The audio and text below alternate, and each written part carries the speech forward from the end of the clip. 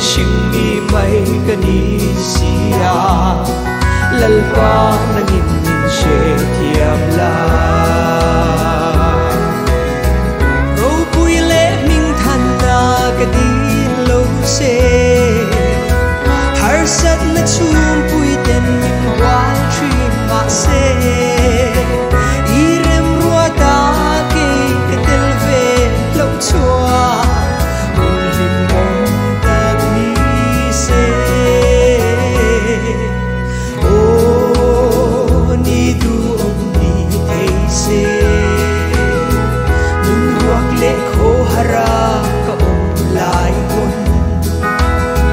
lom thei lo thin lung nei chin ma illa lalpa ni du om ni thei se chi bai le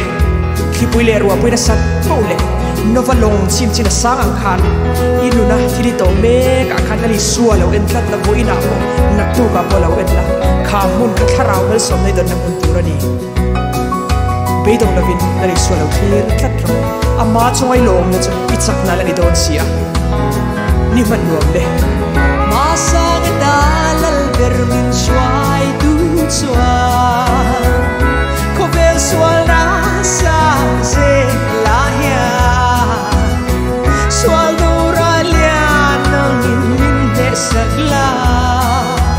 lalpa nang in i thei sia o ni tu om ni thei se nun ruak le kho hara ka om lai pon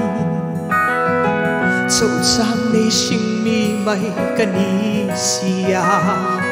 lalpa ni tu om ni thei se o ni tu om ni thei se